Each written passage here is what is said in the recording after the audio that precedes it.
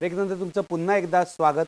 मुंबईवरच्या हल्ल्यानंतर पाकिस्तानविषयी अत्यंत कडवट भावना देशात निर्माण होते। म्हणूनच आजचा आमचा प्रश्न आहे की लोक म्हणतात त्याप्रमाणे पाकला धडा शिकवणं आवश्यक आहे का? मी थेट जातोय पुण्याला, तिथे माझ्याबरोबर बीजी देशमुख, भालचंद्र देशमुख आहेत, जे कॅबिनेट सेक्रेटरी होते। देशमुख साहेब, मला तुम्हाला विचारायचं आहे की भारत एक सॉफ्ट स्टेट आहे, अशी एक प्रतिमा सगळ्या जगभर जाते, जनतेच्या मनात सुद्धा ही भावना आहे। मला सांगा, पाकिस्तानला आळा घालायला गेल्या 15 वर्षात आपण यशस्वी झालेलो नाहीयेत। आपली धोरणं चुकली आहेत का? तुम्ही नोकरशाही पाहिली आहेत, सरकार पाहिलंय, पंतप्रधानांबरोबर काम केलंय, काय म्हणणं आहे तुमचं? नाही, आपण काय केलेलं आहे, आपली जी सिक्युरिटी व्यवस्था आहे ती आपण नीट ठेवलेली नाही आहे। आपण सिक्युरिटी आपल्याला नीट पद्धतीने वाढवायला पाहिजे, हे एक झालं। दुसरं म्हणजे all sections of the society यांना आपण बरोबर घेऊन जात नाही, त्यामुळे काही सेक्शन्स सोसायटी यामध्ये भाग घेत नाहीत, हा एक दुसरा भाग झाला। तिसरा म्हणजे आपण आपली भूमिका जगाला नीटप्रमाणे समजून सांगत नाही। चौथा म्हणजे युद्ध करणं हा एक भाग नसून आपण सायकोलॉजिकल वॉरफेअर का नाही करू, हा तोही झाला। चौथा म्हणजे पाकिस्तानमध्ये ज्या लोकशाही वृत्तीचे लोक आहेत, आपण त्यांना मदत का नाही करू। या 4-5 जो गोष्टी आपण करू शकलो असतो गेल्या 10 वर्षामध्ये, तर आधी आता जी काही व्यवस्था आहे ती झाली नसती। मला सांगा, तुम्ही आता म्हणालात सायकोलॉजिकल वॉर का करू नये, कशा प्रकारचं सायकोलॉजिकल वॉर सरकारने पाकिस्तान विरुद्ध करायला हवं असं तुम्हाला वाटतं? नाही, म्हणजे एक तर पाकिस्तानच्या लोकांना पाकिस्तानात काय चाललेलं आहे ते कळायला पाहिजे, आणि हिंदुस्थान कसा पुढे चाललेला आहे का होय ते संबंधी माहिती मिळायला पाहिजे। आणि वारंवार जे पाकिस्तानमध्ये काय चालायची लोकांना माहिती नसते, आणि पाकिस्तान आपण बघितला असेल सिनेमा खुदा के लिए, म्हणजे पाकिस्तानमध्ये सुद्धा मिडल क्लास लोकांना हे टेररमध्ये बद्दल फारच घृणा आहे, तर त्याचा आपण फायदा घेऊन त्या पद्धतीने पण इतर लोकांना सांगायला पाहिजे की टेररिझममुळे पाकिस्तानात काय काय चाललेलं आहे। अगदी, मी येतो तुमच्याकडे पुन्हा। जतीन देसाई, मला सांगा, पाकिस्तानची अशी प्रतिमा जाते, म्हणजे आपण सरसकट म्हणतो की पाकिस्तानातून दहशतवादी आले, हे खरं आहे। ते दहशतवादी पाकिस्तानातले होते, लष्कर ए तोयबाचे होते, कमांडर्स तिथे आहेत। त्या मसूद अझहरला तर आपणच सोडलेला होता, पण पाकिस्तान सरकारचा या दहशतवाद्यांवर कोणताही कंट्रोल नाही, अशी परिस्थिती आहे का? ही वास्तविकता आहे, ही वास्तविकता नाकारून चालणार नाही। म्हणजे पाकिस्तानमध्ये जर पाहिलं तर संपूर्ण पाकिस्तान आज खऱ्या अर्थानं एकसंघ नाही। म्हणजे पाकिस्तानमधला नॉर्थ वेस्ट फ्रंटियर प्रोव्हिन्स जो आहे, किंवा बलुचिस्तान हे जे प्रांत आहेत, किंवा फाटाज म्हणजे ज्याला फेडरली ॲडमिनिस्ट्रेटेड ट्रायबल एरिया ज्याला म्हणतात, त्या ठिकाणी पाकिस्तान सरकारचं कंट्रोल नाही, ही वास्तविकता आहे। त्या ठिकाणी प्रो तालिबान फोर्सेस, त्यात तेहरीक ए तालिबान, अशा स्वरूपानं वेगवेगळ्या संघटना आहेत, आणि खऱ्या अर्थानं ते तिकडे दहशतीमुळे ते राज्य करतात। परंतु त्याचा अर्थ असं होत नाही की त्या भागातले लोक जे आहेत ते त्यांच्यासोबत आहेत। म्हणजे उदाहरणार्थ, यावर्षी फेब्रुवारी महिन्यात नॉर्थ वेस्ट फ्रंटियर प्रोव्हिन्सच्या लोकांना जेव्हा ऑपॉर्च्युनिटी मिळाली मतदान करण्याची, तर त्या लोकांनी ज्या काही धार्मिक जे काही पक्ष होते की ज्यांचं आधी सरकार होतं, मुत्ताहिदा मजलिस ए अमल, 6 राजकीय पक्ष धार्मिक पक्षांचं, त्याला हरवलं।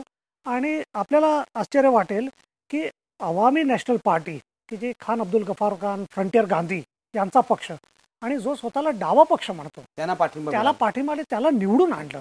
म्हणजे पाकिस्तानची जी काही आम जनता आहे, पाकिस्तानचे जे लोक आहेत, त्यांचं त्याला समर्थन नाही, वास्तविकता आहे। परंतु कंट्रोल का करू शकत नाही अफगाणिस्तान, याचं लक्षात घेतलं पाहिजे की अफगाणिस्तान आणि पाकिस्तानची जी काही सरहद आहे, त्या संबंध डोंगराळ प्रदेश आहे, आणि तिकडे त्या अर्थानं बॉर्डर नाही, सहज लोक येतात जातात, म्हणजे त्या ठिकाणी।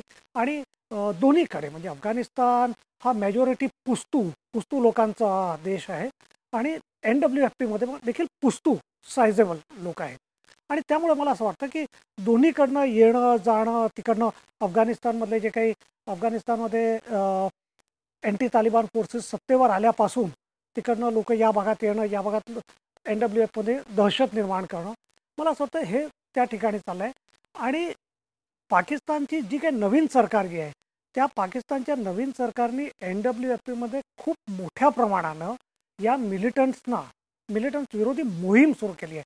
म्हणजे मात्र सरकारचीच मोहीम नाही किंवा मिलिटरीचीच मोहीम नाही, तर स्थानिक जे काही जमाती जे आहेत, ज्याला ट्राईब्स त्या ठिकाणी म्हणतात, मग त्यात शिया त्याने मोठ्या प्रमाणात मोहीम सुरू केली, आणि स्थानिक ट्राईब्स आज तालिबानच्या विरोधी शस्त्र घेऊन उठलेले आहेत। म्हणजे रोज 40-50 या ट्राईबचे लोक मारले जातात किंवा तालिबानचे लोक मारले जातात, ही वास्तविकता आहे।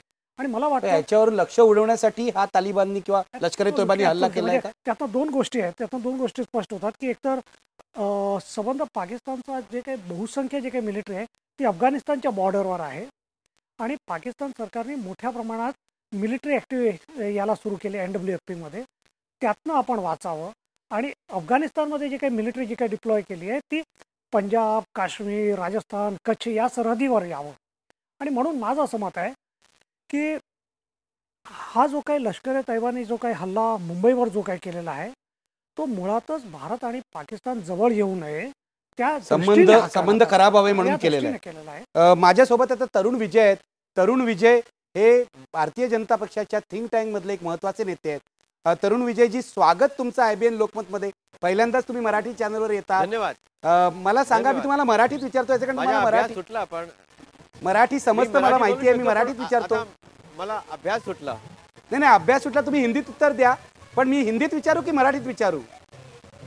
तुम्ही हिंदी विचारा. ठीक है. तरुण विजय जी, मुझे आप बताना कि ये सारी चर्चा हमारे यहाँ जो हो रही है इसमें पाकिस्तान के खिलाफ एक माहौल बन रहा है पूरे हिंदुस्तान में. आप क्या कहेंगे? पाकिस्तान को सबक सिखाना चाहिए और अगर सिखाना चाहिए तो किस तरह से सिखाना चाहिए? देखिए, ये माहौल पाकिस्तान के खिलाफ नहीं है, ये हिंदुस्तान अपनी सुरक्षा के लिए थोड़ा सा परेशान है. 60,000 से ज़्यादा लोग पिछले 10 सालों में मारे जा चुके हैं. हमारी ज़मीन पे पाकिस्तान ने कब्जा किया हुआ है. पिछले खालिस्तान आंदोलन से लेके अभी तक के आंदोलन तक पाकिस्तान आतंकवादियों को समर्थन देता आया है. अमेरिका ने पाकिस्तान पे ज़बरदस्त दबाव बनाया तो उसने उसके तालिबान जो है पकड़ के ग्वांटेनामो शिविर में भेज दिए. हम लोग कमज़ोर हैं, इसलिए हम पाकिस्तान को सबक सिखाने के लिए अमेरिका के पास प्रार्थना लेके जाते हैं. लोग हमारे मारे जाते हैं और उसका सबक सिखाने के लिए अमेरिका क्यों जाएगा? इसलिए सबक सिखाने का मतलब ये नहीं कि हम न्यूक्लियर वार कर रहे हैं. सबक सिखाने का मतलब है कि पाकिस्तान को इस प्रकार से दबाव डाला जाए कि वह हिम्मत न कर सके कि उसके इलाके में कोई भी लश्कर का शिविर बन सके. लश्कर के जो लोग उसने पकड़े हैं वो हमारे हवाले करने चाहिए और हमारी सेनाओं को हॉट परसूट का अधिकार मिलना चाहिए.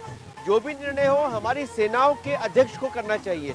जनता केवल एक इच्छा व्यक्त कर सकती है कि पाकिस्तान एक बदमाश देश है, एक शरारती देश है और हमारे देश में आतंकवादी भेजने के लिए वो कोई नियंत्रण नहीं रख रहा है अपने देश में. जो उसने जो 1-2 लश्कर के लोग पकड़े हैं वह केवल अमेरिकी दबाव में अमेरिका को दिखाने के लिए उसने एक ड्रामा किया है. जब तक हमारे गुनहगार हमारे हवाले नहीं होते हमें चैन नहीं लेना चाहिए और हमें उम्मीद है हिंदुस्तान में कोई सरकार तो इतनी मजबूत बनेगी जो पाकिस्तान को इस प्रकार का सबक सिखाएगी कि वहाँ पे कोई भी आतंकवादी हिम्मत ना कर सके कि हमारे घर में आके हमारे लोगों को मारे. जी जी, तरुण विजय जी, मैं आपके पास आता हूँ. चर्चा जारी रहेगी. मी आता घेतोय एक ब्रेक पूर्वी मी पुन्हा आपला प्रश्न घेतोय. पाकिस्तानला धडा शिकवणं आवश्यक आहे का? पडद्यावर बघू शकता लोक काय म्हणतायत. 98% लोक अजूनही म्हणतात धडा शिकवणं आवश्यक आहे. देशामध्ये पाकिस्तानच्या या कृत्याविरुद्ध रोष पसरलेला आहे. आणि आता तरुण विजय जे म्हणत होते की त्यांनी जे गुन्हेगार आहेत, जे आतंकवादी आहेत, ते आपल्या ताब्यात दिले पाहिजेत, तरच पाकिस्तानवर थोडाफार विश्वास ठेवता येईल. हे खरं आहे का? हे शक्य आहे का? याची तपासणी आपण पुढच्या सेगमेंटमध्ये करूया. आता घेऊया एक ब्रेक. पहा फक्त IBN लोक.